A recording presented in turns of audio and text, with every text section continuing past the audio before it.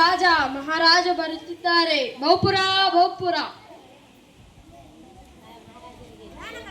ಮಹಾರಾಜರಿಗೆ ಜಯವಾಗಲಿ.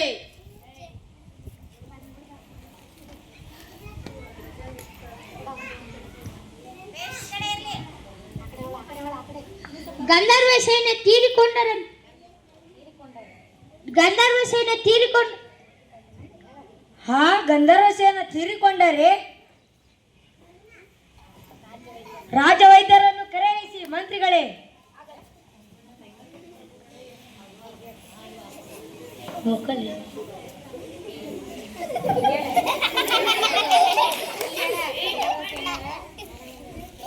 ಗಂಧರ್ವ ಸೇನರ ಮರಣ ನಿಮಿತ್ತ ರಾಜ್ಯಾದ್ಯಂತ 4 ದಿನ ಶೋಕಾಚರಣೆ.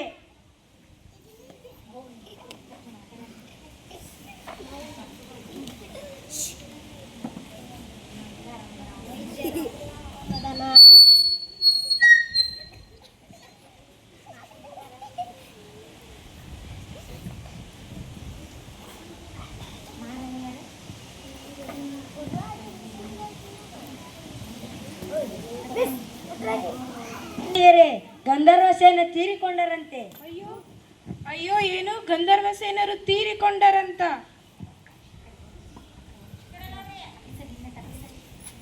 ಏನಾಯ್ತು ಮಹಾರಾಣಿಯವರೇ, ಏಕೆ ಅಳುತ್ತಿದ್ದೀರಿ? ಅಯ್ಯೋ, ಗಂಧರ್ವ ಸೇನರು ತೀರಿಕೊಂಡರಂತೆ. ಓ, ಆ ಮಹಾರಾಜರಿಗೂ ಆ ಗಂಧರ್ವ ಸೇನರಿಗೂ ನಮ್ಮ ಮಹಾರಾಜರಿಗೂ ಏನು ಸಂಬಂಧ?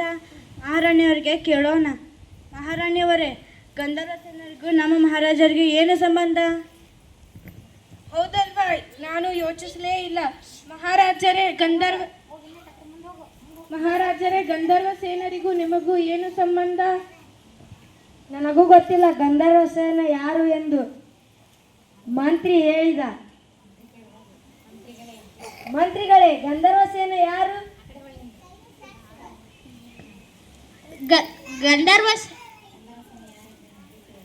ಗಂಧರ್ವ ಸೇನೆ ಯಾರೆಂದು ನನಗೂ ತಿಳಿಲಿಲ್ಲ.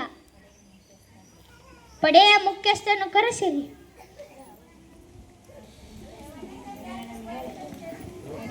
ಪಡೆಯ ಮುಖ್ಯಸ್ಥನ ಮನೆ ಎಲ್ಲಿದೆ?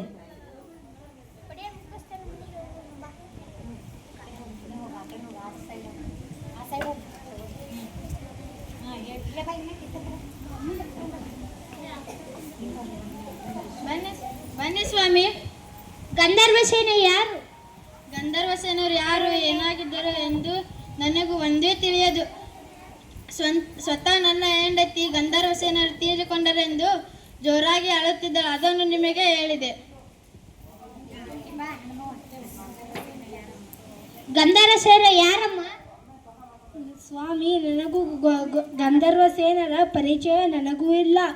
ಈ ದಿವಸ ಬೆಳಗ್ಗೆ ಸ್ನಾನ ಮಾಡಲಿಕ್ಕೆ ಕೆರೆಗೆ ಹೋಗಿದ್ದೆ. ಅಲ್ಲಿ ಮಡಿವಾಳತಿ ತನ್ನ ಗಂಧರ್ವ ಸೇನ ಸತ್ತಿದ್ದಾನೆ ಎಂದು ಬಾಯಿ ಬಡಿದುಕೊಂಡು ಒಂದೇ ಸಮನೆ ಅಳುತ್ತಿದ್ದಳು. ನಾನು ಮತ್ತೆ ನನ್ನ ಗಂಡನ ಬಳಿ ಹೇಳಿದೆ. ಮಡಿವಾಳತಿ ಮನೆಗೆ ಹೋಗೋಣ ಬಾ.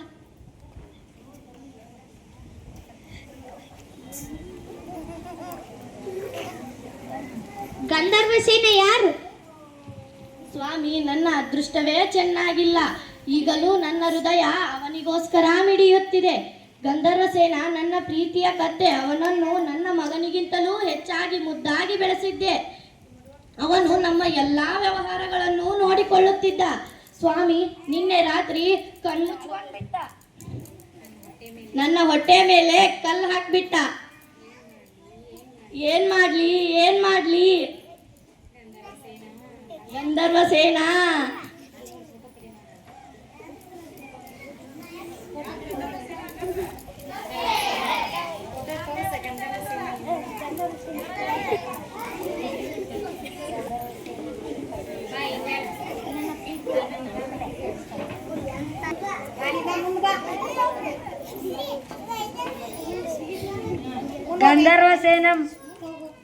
ಗಂಧರ್ವ ಸೇನ ಬೇರೆ ಯಾರೂ ಅಲ್ಲ, ಮಡಿವಾಳತಿಯ ಪ್ರೀತಿಯ ಕತ್ತೆ.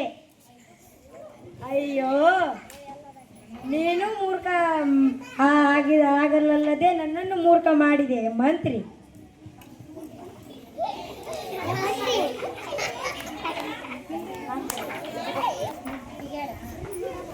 ಗಂಧರ್ವ ಸೇನ ಅದು ಅಂದೇವಲ್ಲ, ಅದು ಮಡಿವಾಳ್ತಿಯ ಪ್ರೀತಿಯ ಕತ್ತೆ. ಹೌದಾ, ಕತ್ತೆಯ? ಧನ್ಯವಾದಗಳು.